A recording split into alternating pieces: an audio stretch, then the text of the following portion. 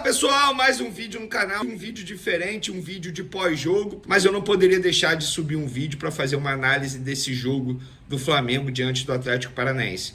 Empate em 1-1, empate heróico diante das circunstâncias, diante do cenário que o Flamengo enfrentou lá na Arena da Baixada.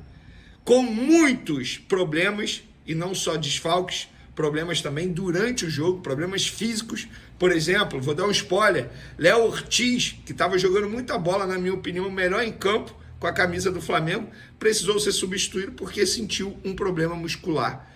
Antes do pós-jogo do Flamengo, eu me sinto na obrigação de falar sobre esse assunto, porque no vídeo de ontem eu mencionei, Dudu deixando o Palmeiras e indo para o Cruzeiro, depois do Cruzeiro anunciar. Inclusive, lojas oficiais do Cruzeiro começaram a vender camisa do Dudu, com o nome do Dudu, número 7, mas, pelo visto, o negócio vai subir no telhado, porque o Dudu, ele se arrependeu de ir para o Cruzeiro, não assinou o documento e está repensando a sua ida para o Cruzeiro. E segundo o noticiário, segundo eu apurei também, ele vai conversar com a diretoria do Palmeiras, com o elenco do Palmeiras, para poder ficar no Palmeiras. Ou seja, se arrependeu após a repercussão extremamente negativa. O que aconteceu? O Cruzeiro tinha o ok do jogador, tudo certo. O Cruzeiro tinha o ok do Palmeiras, tudo certo. Se antecipou, anunciou. Só que eles não imaginavam que a repercussão fosse ser o que foi. A verdade é essa, ninguém imaginava. Conversei com o André Cury, empresário do Dudu. Olha, não teve jeito. A bomba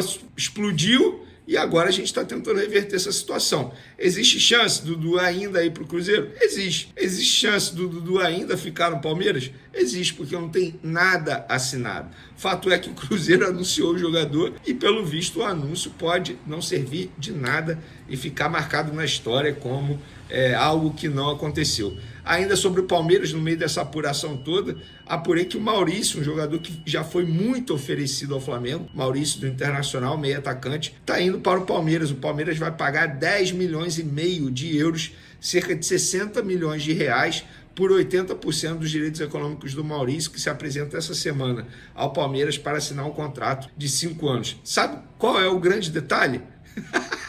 O Cruzeiro tinha percentual do Maurício, era 50% Internacional e o restante dividido entre o Desportivo Brasil e o Cruzeiro. E aí o Palmeiras negociou com o Cruzeiro a compra de parte desses direitos econômicos. E o empresário do Maurício é o mesmo do Dudu. Ah, o futebol! Que confusão é esse futebol. Vamos falar agora do pós-jogo do Mengão. Que pós-jogo, você, torcedor rubro-negro, você tem que se sentir orgulhoso pelo que o Flamengo apresentou hoje lá na Arena da Baixada. Palmas novamente para os jogadores que foram raçudos demais, guerreiros demais. Um empate heróico, é assim que precisamos definir o resultado do Flamengo contra o Furacão, fora de casa na Arena da Baixada, em grama sintética. O Flamengo estava com 9 desfalques. Durante o jogo, Léo Ortiz, melhor em campo, precisou ser substituído com dores musculares. Bruno Henrique, que fez novamente um primeiro tempo terrível, foi substituído no intervalo, segundo o Flamengo, porque estava sentindo mal-estar. Eu até estranhei que no primeiro tempo, antes dele bater um lateral, ele estava botando muita mão na barriga. Pelo visto, o nosso guerreiro Bruno Henrique estava com dores na barriga e foi substituído no intervalo, mas isso não muda o fato da péssima exibição que o Bruno Henrique teve. O Bruno Henrique não vive um bom momento com a camisa do Flamengo. Luiz Araújo, por exemplo, herói no último jogo. Nesse jogo que ele foi titular, fez uma partida irregular, não foi bem. Gabigol entrou no segundo tempo, correu, disposição, tentou ajudar, mas nada conseguiu fazer. E aí, pessoal, aos 46 minutos do segundo tempo, eis que Daronco, que novamente com uma arbitragem ridícula, inclusive teve um gol do Gabigol anulado, que eu confesso que eu não fiquei convencido pelo frame apresentado, não. Ainda mais vindo da arbitragem que tem Daronco no comando dela. Não fiquei convencido pelo frame. Eu preciso analisar outros frames. Para quem não sabe, frame é a imagem paralisada na hora da análise do lance. Eu não fiquei convencido. Eu não vou dizer que estava impedido, que não estava, não vou falar nada sobre isso. Fato é que a imagem apresentada na transmissão não me convenceu ao ponto de dizer, de fato, o Gabigol estava impedido ou não, ele não estava impedido. Preciso fazer mais análises, olhar mais lances. E aí, aos 46 do segundo tempo, Anderson Daronco, novamente, ele entra em cena, porque ele foi e marcou um impedimento, que eu não sei, impedimento não,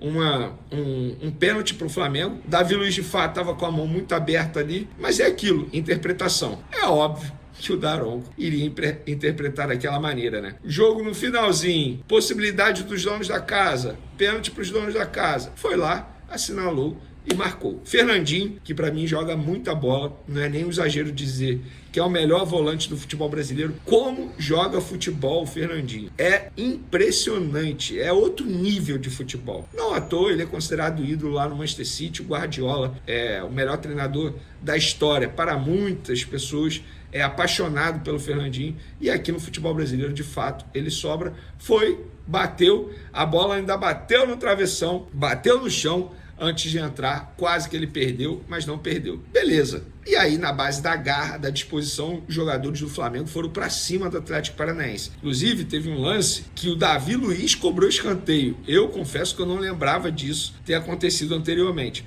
Mas era na base da correria, na base da disposição, tentando de tudo. Eis que no último minuto, quem entra em cena? Everton Araújo, que entrou no lugar do Léo Ortiz, que era o melhor em campo. Olha como é o futebol, cara. Olha como é o futebol. E Everton Araújo, cria das categorias de base do Flamengo. Na verdade, cria das categorias de base do Volta Redonda, mas o Flamengo mapeou, pegou por empréstimo, com opção de compra, depois exerceu a opção de compra, e hoje o Everton Araújo é jogador do Flamengo e vem sendo muito utilizado pelo técnico Tite, está sempre na lista de relacionados, eventualmente quebra um galho na lateral direita, é volante de ofício, e hoje o garoto, predestinado, iluminado, foi lá de cabeça após uma cobrança de escanteio do Luiz Araújo e botou a bola na rede. Sendo que no lance anterior o Pedro quase fez um gol de cabeça, mas o goleiro do Atlético, o Léo, cara, fez uma defesa de cinema, uma defesa absurda. E aí o Everton Araújo conseguiu empatar no último minuto e o Cuca acabou sendo expulso, reclamando que o Daronco deu mais acréscimo, que isso é um absurdo. O torcedor do Atlético, gente, com todo respeito, esse é o grande problema da cultura do futebol brasileiro. Os caras ficam fazendo cera.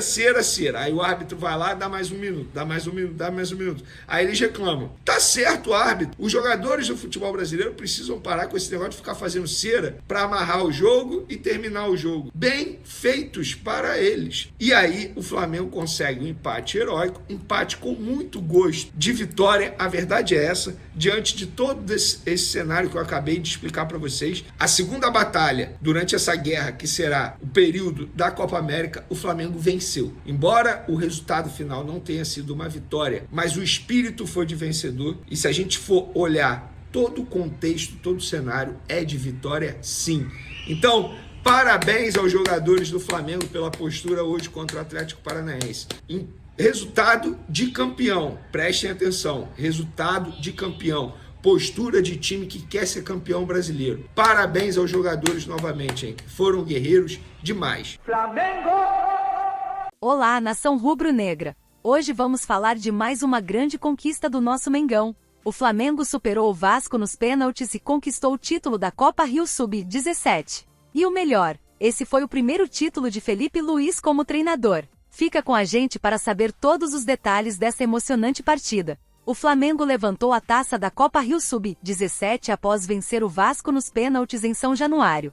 Essa conquista marca o primeiro título de Felipe Luiz como técnico, e é ainda mais especial porque ele está se despedindo da categoria Sub-17 para assumir o comando do Sub-20. No primeiro jogo na Gávea, o Flamengo havia vencido por 2-1, mas na segunda-feira em São Januário enfrentamos dificuldades. O Vasco venceu por 1-0 no tempo regulamentar com um golaço de Bruno Lopes do meio-campo ainda no primeiro tempo. Chegou a hora dos pênaltis, e aí o Mengão mostrou sua força. O Flamengo garantiu a vitória por 6-5, com destaque para o goleiro Léo Nanete, que defendeu a cobrança do capitão vascaíno Breno. E foi Johnny quem acertou a última penalidade, selando a vitória e o título para o time de Felipe Luiz. Ainda no campo, Felipe Luiz celebrou junto aos jogadores. Em entrevista à Flá TV, se despediu emocionado do comando da categoria. Ele comentou sobre a felicidade de trabalhar com os jovens talentos e destacou a sinergia e a dedicação do time ao longo desses 6 meses. Eu amo esses meninos. De paixão.